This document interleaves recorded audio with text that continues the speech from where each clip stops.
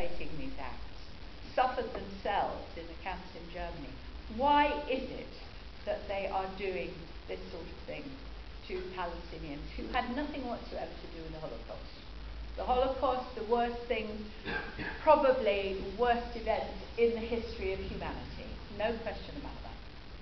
But how can they be doing these sort of things to the Palestinians who had nothing whatsoever to do with it? I don't know. That is the downside for me, and that is how I can never ever understand how they do it. Neither can I understand why, well, I think I can understand why it is that nobody takes any action. You know, we table dozens of questions, don't we, Jeremy? All the time. Parliamentarians are tabling questions about specific incidents. I like to record everyone I hear so it gets into Hansard, so nobody can say we didn't know about these things. Like to record it all. An answer from our government is always, we are making representations to the Israeli government. And this is against international law, and we agree, you know, blah, blah, blah, blah, blah, blah, but no action is ever taken. The only action is making representations. They are untouched.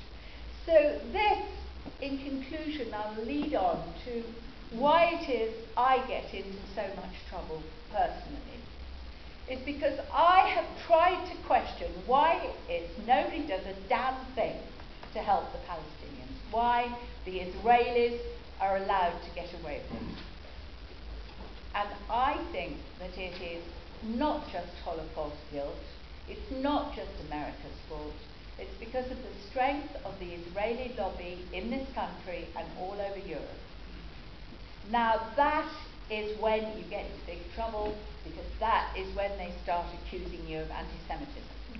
You criticize Israel, and they try to shut you up by saying you're anti-Semitic. And I warn all of you, some of you have probably had experience of this already. Keep going. Keep going.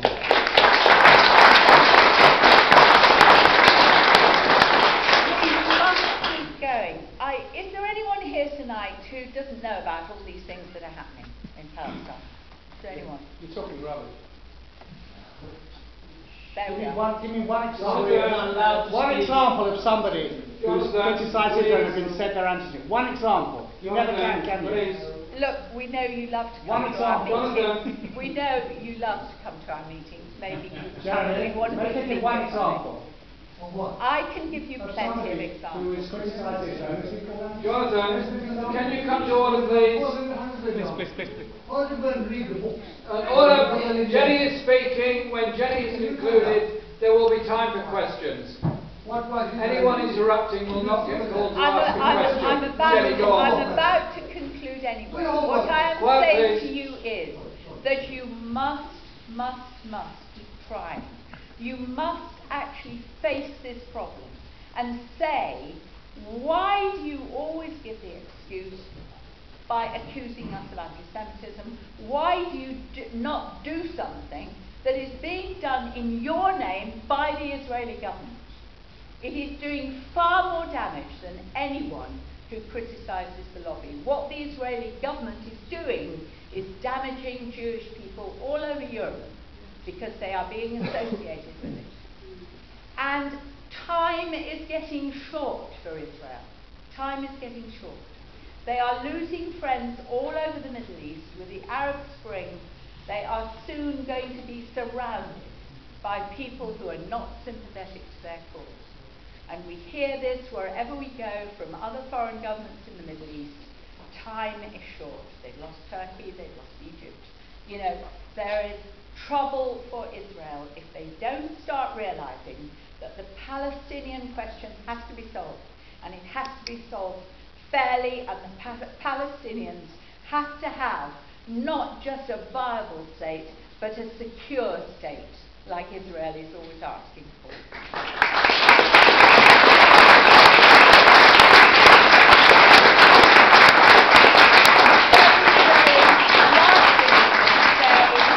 Something that really cheered me a week ago. Anyone has the Independent here? Nobody reads the Independent. Did anyone see this? I have never seen anything like this in a British newspaper before. This is a cover picture of Ismail Haniyeh, who is the leader of Hamas in Gaza.